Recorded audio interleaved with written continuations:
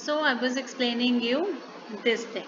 Net zone area. Net zone area is mainly the agricultural area of the country, and India has a large area under net zone area. You will be surprised to know that India has largest area in the world under net zone area. Okay, so India has 42.8 percentage of land under net zone area, while USA has 40, Russia has 25, Brazil has 16%, and Canada, which is under snow, has only 6%. So I hope by now it's very clear to you what is a net sown area.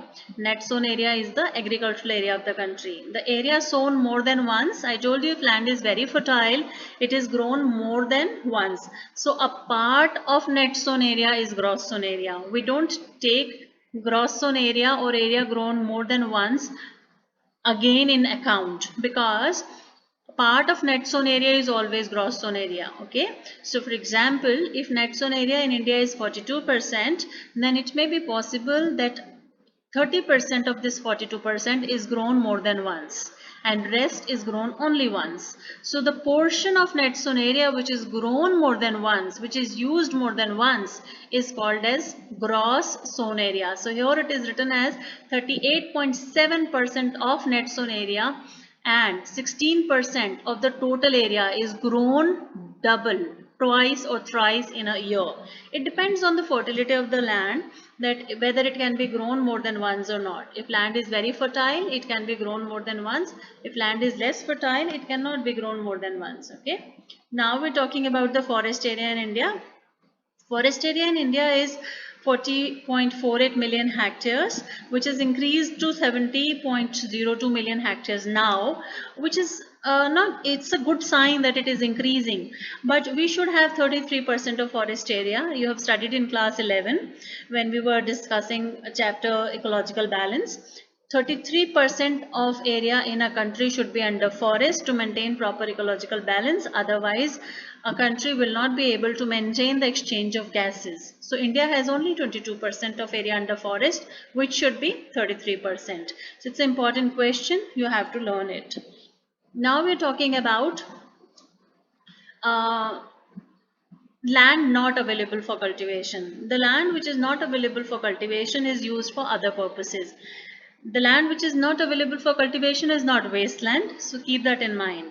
A portion of land which is used for non-agricultural uses, okay, it has a land which is used for rivers, lakes, canals, tanks, ponds, etc. Even to make villages, towns, roads, railways, the houses where we live, our school, everything comes under land not available for cultivation. It means this particular land, for some reason, maybe for the development reason or for physical factors, is not available for cultivation. A part of land not available for cultivation is barren and uncultivable wasteland also. Okay, permanent pastures. Pasture is a grassland. A portion of India also has grassland. 3.37% land in India is used for grasslands, and it is mainly used for grazing of cattle. Generally, pastures are available where the forests are there. So on the margin of forest and houses, there is a pasture land. India doesn't have much pasture land, but India has largest cattle size in the world.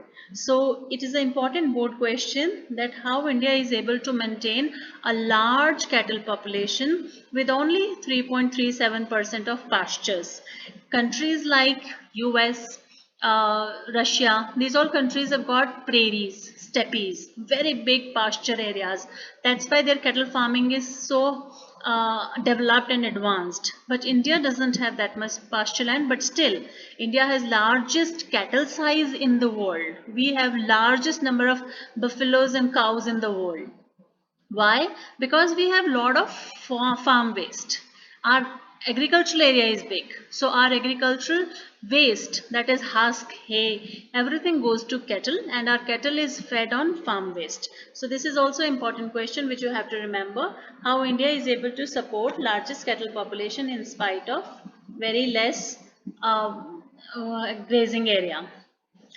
Land under miscellaneous tree crops and groves. So you might have seen that people have mango farms and apple farms and all those orchards are there. So these all are called as tree crops. Sometimes we just grow trees for commercial purposes, for selling, for cutting. So that is called as land under miscellaneous tree crops. So we have around 3.16 million hectares of area under this, and it doesn't make much percentage. It makes only very little percent. Then we have culturable wasteland. Culturable wasteland is the portion of the land which can be used for agriculture purposes, but it is not used for agriculture purposes at present.